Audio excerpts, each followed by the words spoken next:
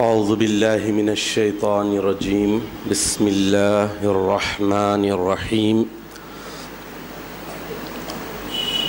الحمد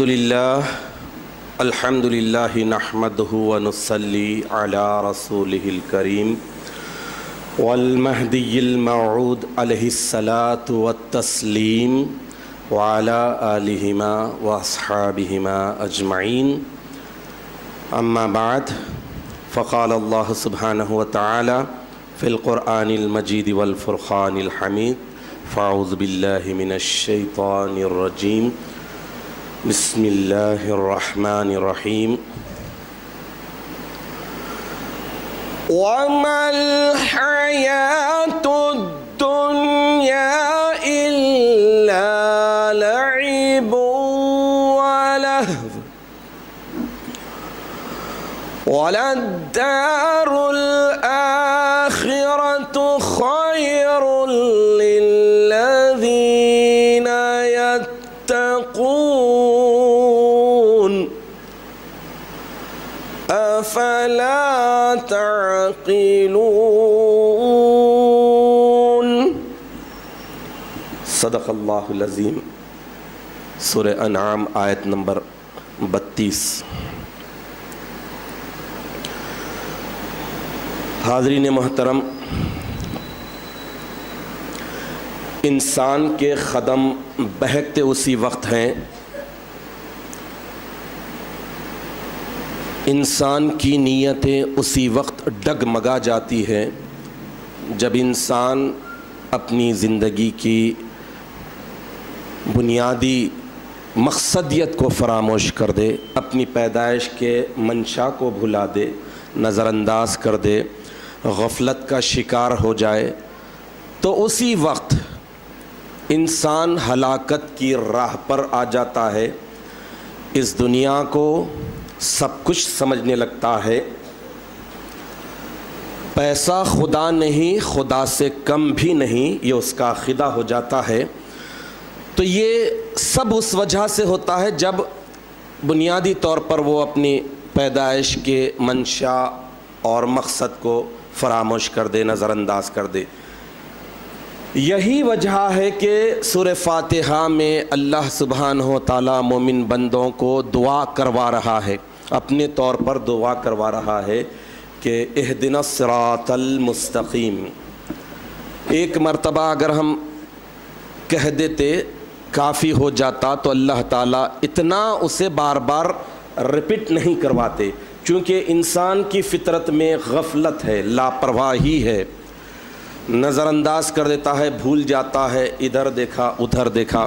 میں نے پرسوں باتوں میں درس قرآن کے دوران کرکٹ میچ کی مثال دی، 2020 کی بات کہی، اور اس میں اس شخص کے ہلاک ہونے کی بات کو پیش کیا جو میں نے کسی آرٹیکل میں پڑھی تھی کہ بیٹھے بیٹھے وہ چیز پاپ کارن کے بجائے جو کھا رہا تھا وہ تھے اس کے اپنے گھر میں انگریز پاگل ہوتے ہیں، گورے سٹیائے ہوئے ہوتے ہیں، اپنے آپ کو بہت ہائی فائی سمجھتے ہیں، لیکن عقل نام کی چیز ہی نہیں ہوتی ان کے پاس۔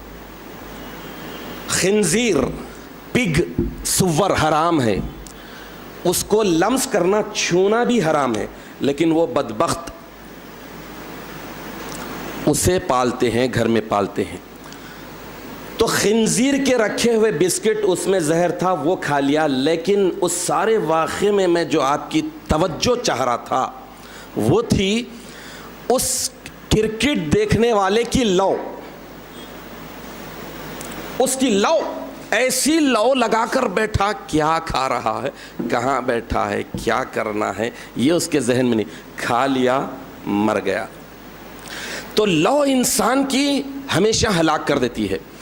اور جب ابھی برخوردار عمران میاں سلمہ دنیا کی بات، دنیا کی مثال، قربان جائے باب علم سیدنا علی کرم اللہ وجہہ، مختصر سینٹنس میں ایسی باتیں کہہ دی ہیں۔ یہی وجہ ہے کہ آقائے دو جہاں علیہ الصلاۃ والتسلیم ارشاد فرماتے ہیں کہ انا مدینۃ العلم، میں علم کا شہر ہوں، میں علم کی ایک پوری یونیورسٹی ہوں، وعلی بابھا، علی اس کا دروازہ ہے، دروازہ کھولے بغیر نہیں جا سکتے، دروازے کی چوکھٹ چومے بغیر نہیں جا سکتے۔ تو وہ علی ارشاد فرماتے ہیں دنیا کی مثال اور دنیا کے مال و متاع کی محبت کی مثال، کشتی، پانی کشتی کی مثال۔ اب دیکھیے، تو اس اعتبار سے میں عرض کر رہا تھا کہ غفلت، انسان کی فطرت میں غفلت ہے، لاپرواہی ہے، بھول جاتا ہے، چوک جاتا ہے۔ نسیا ینسا، بھولنا، نسیان، بھول جانا۔ پرانے اردو جاننے والے کہتے ہیں کہ بھائی آپ کو کیا ضعیف ہونے کی وجہ سے نسیان کا عارضہ لاحق ہو گیا؟ نسیان یعنی بھول کا عارضہ، اسی سے انسان بنا، یعنی انسان بھول چوک کا پتلا ہے، بھول جاتا ہے، صراط مستقیم پہ چلتے چلتے ادھر دیکھتا ہے ادھر دیکھتا ہے، بھٹک جاتا ہے، بھول جاتا ہے۔ اس لیے اللہ تعالیٰ ہر نماز میں اسے خود بتائے کہ دیکھو تم اپنی تخلیق کے، اپنی پیدائش کے منشے کو بھول جانے والے ہیں، اس لیے ہمیشہ فریاد کرو، دعا کرو، ریمائنڈر ڈالتے رہو، ریمائنڈر ہمیشہ ڈالتے رہو، ریمائنڈر آتا پکارتا، دیکھیے آپ یہ وقت یہ کرنا ہے۔ ویسے ہی اہدنا الصراط المستقیم، یہ ایسا ریمائنڈر ہے، انسان کو جگاتا ہے کہ صراط مستقیم کیا ہے، صراط مستقیم کو اختیار کرنا ہے، صراط مستقیم پر جانا ہے۔ تو ایک انسان، دنیا، یقیناً یہ دنیا اللہ سبحانہ و تعالیٰ جیسا ارشاد فرماتے ہیں آل عمران میں، وما ربنا ما خلقت ھذا باطلا، بندہ دعا کرتے ہوئے یہ اقرار کر رہا ہے کہ اے میرے پروردگار، آپ نے جو کچھ پیدا کیا ہے وہ بیکار، عبث، ویسٹ نہیں ہے۔ یہاں کی رتی رتی چھوٹی چھوٹی چیز اور بڑی بڑی چیز، ہر چیز کی پیدائش میں ایک مقصدیت ہے، ایک منشا ہے۔ تو اس اعتبار سے اللہ سبحانہ و تعالیٰ یہ دنیا بنائے ہیں، دنیا میں وجود بخشے ہیں، انسان کو یہاں پر پیدا کیے ہیں، تو مقصد کیا ہے؟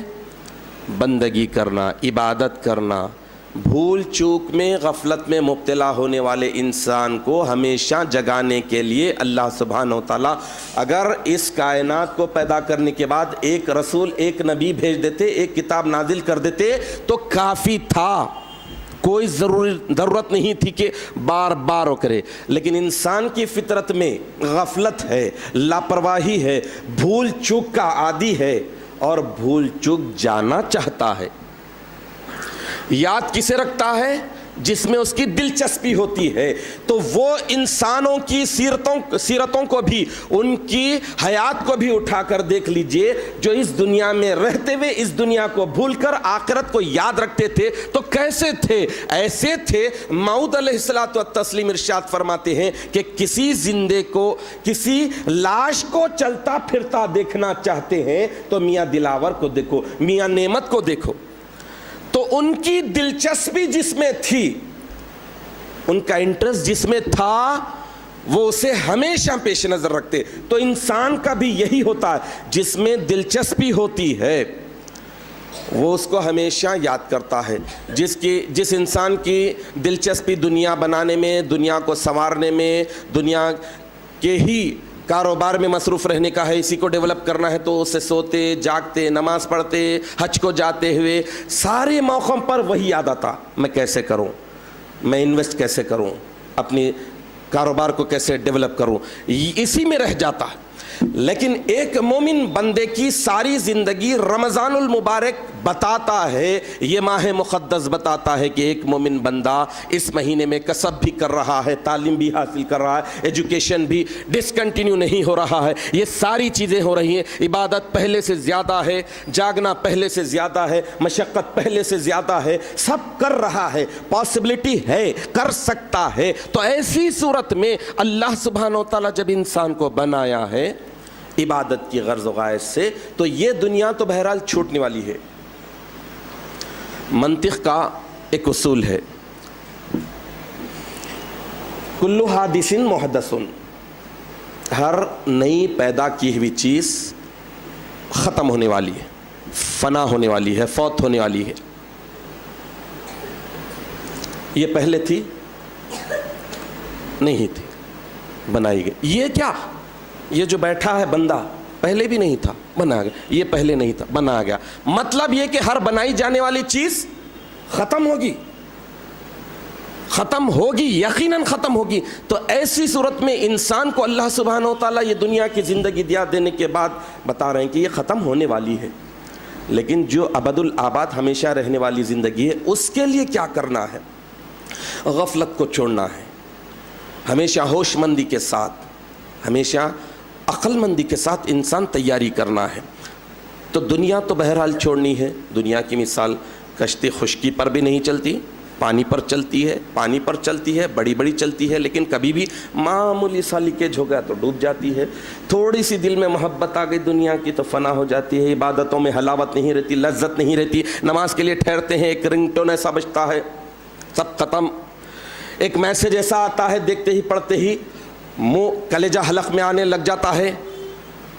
کسی کا انتقال ہو گیا، یا پھر کہیں انویسٹ کرے تھے وہ ڈوب گئے، وہ میسج آ گیا، پریشان ہو گئے. مختلف باتیں ہو جاتی ہیں.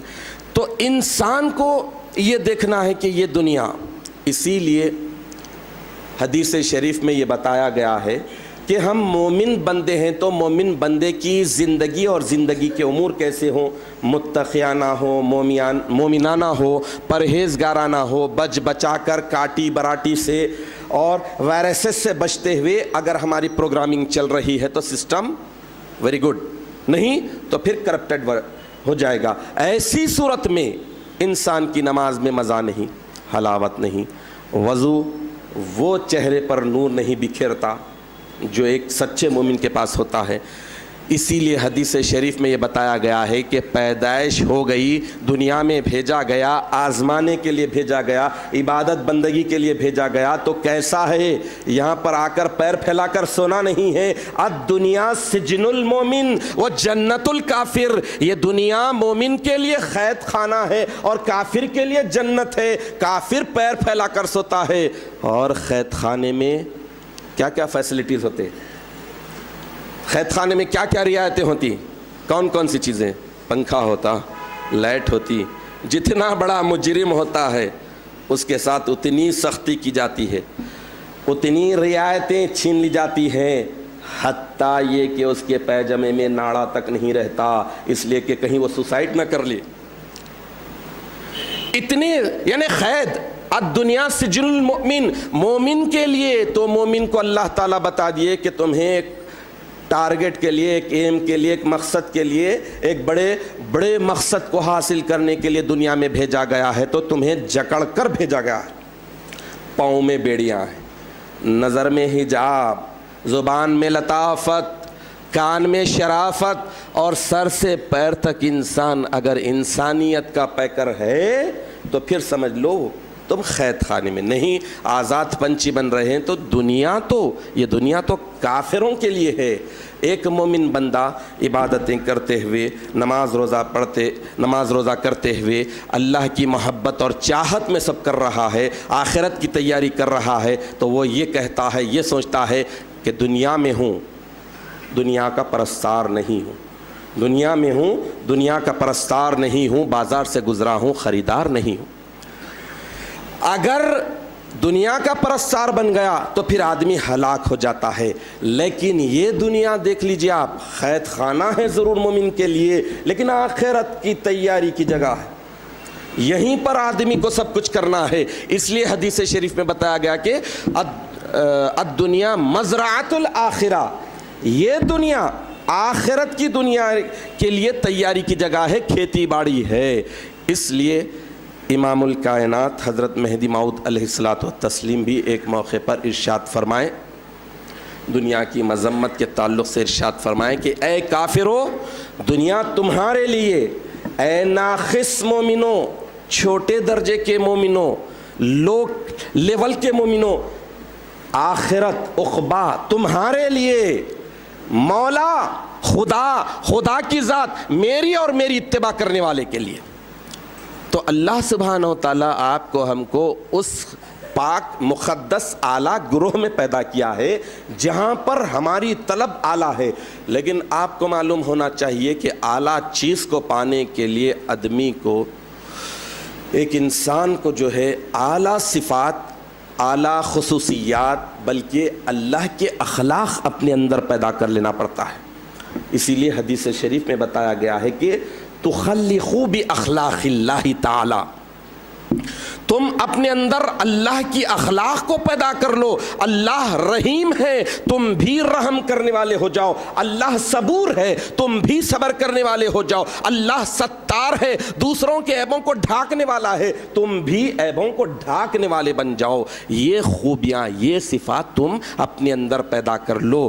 تو اس طرح یہ رمضان المبارک کا پورے کا پورا مقدس مہینہ بتا رہا ہے کہ ہم ان پاکان خدا کی طرز زندگی کو اپنی زندگی ان پاکان خدا کے طرز زندگی کے مطابق ڈھال لیں جو اللہ کو دیکھنے والے تھے، اللہ کو دکھانے والے تھے، اور ایسے تھے کہ دنیا کے مشغلوں میں بھی یہ باخدا رہے، دنیا کے مشغلوں میں بھی یہ باخدا رہے، سب کے ساتھ رہ کے بھی سب سے جدا رہے۔ عزلت الخلق، صحبت صادقین، ترک دنیا، یہ کرنے والے پاکان خدا ایسے رہے، ان پاکان خدا کی قوم سے ہے۔ تو رمضان المبارک کی ساری عبادتیں یہ بتا رہی ہے کہ دنیا ہلاک ہونے والی ہے، فنا ہونے والی ہے، انسان کے اعمال ہی آخرت میں اسے نجات دلانے والے ہیں۔ ہم اللہ تعالیٰ سے دعا کرتے ہیں کہ ربنا آتنا فی الدنیا حسنۃ وفی الآخرۃ حسنۃ وقنا عذاب النار وادخلنا الجنۃ مع الابرار یا عزیز یا غفار، آمین یا رب العالمین۔